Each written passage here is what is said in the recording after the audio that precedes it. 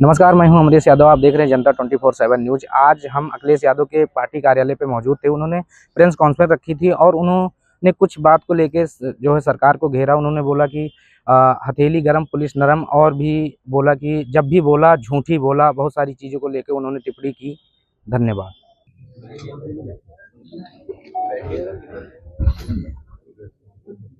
बहुत धन्यवाद प्रेस का। बहुत धन्यवाद प्रेस का आप सब लोगों का। हालांकि हमें भी सुनने में समय लग गया और माननीय सदस्य जितने लोग बैठे हैं विधायक, उन्होंने तो लाइव सुना होगा। लेकिन प्रेस कॉन्फ्रेंस शुरू करने से पहले आज हम एक पहेली से अपनी प्रेस कॉन्फ्रेंस शुरू करना चाहते हैं। और आप लोग बताइए कि किसकी बात कर रहे हैं। पहेली है, जब मुंह खोला तब बुरा बोला। पहेली है, जब मुंह खोला तो बुरा बोला। देख सपाई बिटिया घबराई। आप आंकड़े निकलवाइए। पुलिस में महिला पुलिस के लोग कितने सुरक्षित हैं, और आए दिन आंकड़े निकलते हैं। जो आंकड़े बताए जा रहे हैं, जो सरकारी आंकड़े हैं, सबसे ज्यादा असुरक्षित महिलाएं बेटियां कहीं हैं तो उत्तर प्रदेश में। माफियाओं पर सद्भावना की बुलेट ट्रेन चलाएंगे, पर जैसे ही उनके आएंगे माफिया, वहीं बुलेट ट्रेन में ब्रेक लग जाएंगे। गर्मी में भी यूपी को शिमला बना देंगे। ये एआई को समझते हैं क्या? बताओ, एआई में पकड़े गए कैसे मुख्यमंत्री? बताओ, एआई में पकड़े गए। सनातन कमजोर होगा तो देश कमजोर होगा। हमारे पूज्य शंकराचार्य को गंगा में स्नान नहीं करने दिया। जो हमारे पूज्य शंकराचार्य को गंगा में, और वो पौराणिक परंपरा को जिसने तोड़ा वो सनातनी कभी नहीं हो सकता।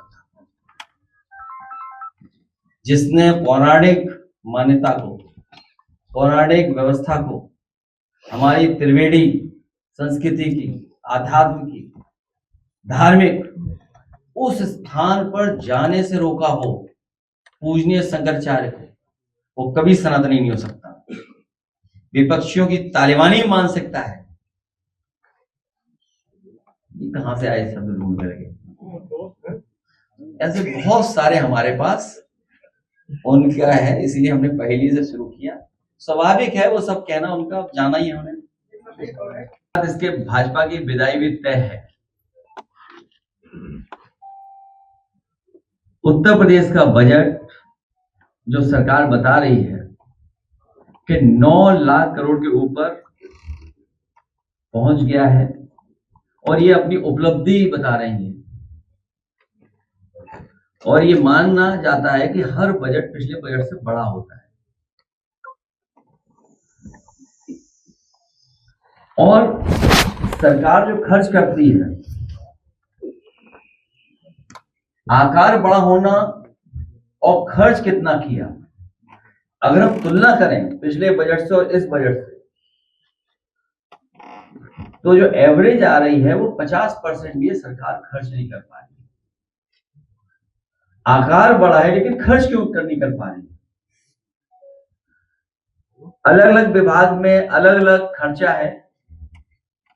कृषि में केवल 57% खर्च कर पाएंगे, ग्राम विकास में 36% खर्च कर पाएंगे, पशुधन में लगभग 60%, स्वास्थ्य में 60%, 58%, महिला कल्याण में 53%,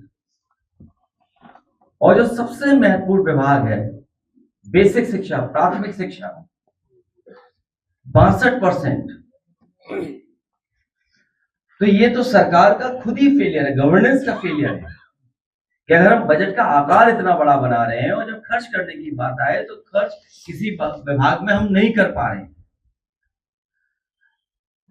और जो महत्वपूर्ण विभाग हैं अगर उसमें खर्च नहीं हो पा रहा है तो गवर्नेंस और इनके लोग बैठे इनकॉम्पिटेंट हैं, जिसकी वजह से बजट नहीं खर्च हो पा रहा है। और फिर फिगर्स का बताना, उत्तर प्रदेश सरकार कहना कि जीएसडीपी बढ़कर के 2024-25 में 30.25 लाख करोड़ हो गई है। 30 लाख करोड़ जीएसडीपी 25-26 में 36 लाख करोड़ पहुंचने की संभावना बताई गई है। और ये एस्टिमेट है, अनुमान लगाया है, कोई ये फिगर क्लियर नहीं है, करेक्ट फिगर्स नहीं है, अनुमान लगाया कि हमारा जीएसडीपी इतना अर्थव्यवस्था का यहां पर पहुंच जाएगा। और अभी जो रियल डेटा है वो अभी जीएसडीपी का आया ही नहीं है। और फिर सरकार तो ये बताती है वो $1 ट्रिलियन इकोनॉमी बना देगी उत्तर प्रदेश की। जो सपना देख रहे हैं $1 ट्रिलियन इकोनॉमी की तरफ से ले जाने के लिए जो फैसले होने चाहिए, वो सरकार उस टारगेट से कितना दूर है। अगर $1 ट्रिलियन इकोनॉमी बनानी है तो इसका मतलब यह है कि 90 लाख करोड़ की जीएसडीपी होनी चाहिए, 90 लाख करोड़ की अर्थव्यवस्था हमारी होनी चाहिए। अगर हम पर कैपिटा इनकम ही देख लें, दुनिया की पर कैपिटा इनकम ना देखें देशों की, क्योंकि विकसित भारत का सपना दिखाने वाले लोग दूसरे देशों की जो पर कैपिटा इनकम है, अगर हम उससे अपने देश की तुलना करते हैं तो हम बहुत पीछे दिखाई देते हैं। और फिर हम अगर प्रदेशों में देखें कि हमारे उत्तर प्रदेश की जो आंकड़ों के हिसाब से पर कैपिटा इनकम क्या है, तो हमारा स्थान जो बनता है वो नीचे से दूसरा बनता है। लगता है हमारे मुख्यमंत्री जी को उल्टा दिखाई होगी सोचिए कि देखिए हम पर कैपिटा इनकम कहां आगे पहुंच गए। और फिर जो तमाम गरीब हैं, किसान हैं, मजदूर हैं, जिनको ये दावा करते हैं हम राशन देते हैं, कम से कम राशन जिनको दे रहे हैं उनकी पर कैपिटा इनकम क्या है, और आखिरकार क्यों नहीं रजिस्टर्ड हो रही है। 10 साल की डबल इंजन की सरकार में एमएसएमई क्यों नहीं रजिस्टर हो रही, कोई कारण तो होगा उसका। और फिर हेल्थ सेक्टर तो कहां पहुंचा दिया है। घटनाएं समय समय पे हमें आपको देखने को मिलती है। अस्पतालों की जो हालत है, चाहे वो मेडिकल कॉलेज हो, चाहे जिला अस्पताल हो, चाहे पीएससी, सीएससी, इनकी सीधी सीधी मंशा और नियत ये है कि सरकार का स्वास्थ्य विभाग बिल्कुल ठप पड़ जाए, जिससे लोग प्राइवेट में ही इलाज कराया जाता है। ये जितनी भी इंस्टीट्यूशन है, मेडिकल इंस्टीट्यूशन, उनको कितना सपोर्ट किया सरकार ने। और जो खबरें मिलती हैं उसमें यही मिलती हैं कि अस्पतालों की दुर्दशा दिखाई देती है। हमारे सबसे ज्यादा सुरक्षित महिलाएं कहीं तो यूपी में है। जो इंफ्रास्ट्रक्चर दिया था पुलिस को, उस इंफ्रास्ट्रक्चर को सबसे ज्यादा बर्बाद अगर किसी ने किया है तो इसी सरकार ने किया है। पुलिस का हाल तो ये हो गया है, इधर हथेली गरम उधर पुलिस नरम।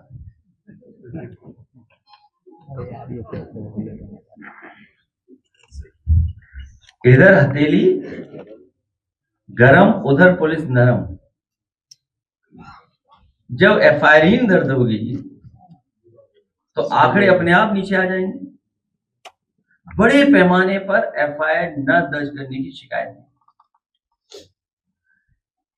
पहले पुलिस तथा अपराधी 2 टीम होते थे, लेकिन भाजपा के महाभ्रष्टाचार की वजह से पुलिस और अपराधी एक ही टीम में आ गए हैं। मैं अमरेश यादव, कैमरे पर है विवेक चौधरी। ऐसी ही खबरों के लिए बने रहें जनता 24/7 न्यूज के साथ।